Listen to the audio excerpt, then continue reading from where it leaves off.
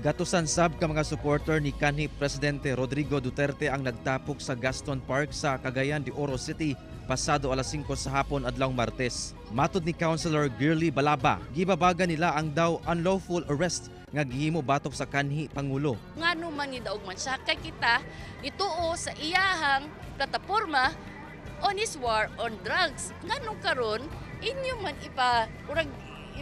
gibali naman hinuon ang storya. Pipila ka mga Cagayanon sab ang nagpakita silang suporta atol sa panagtapok. Kay murag dili gyud mi kauyon sa ilang gibuhat karon sa ato ang ex-president.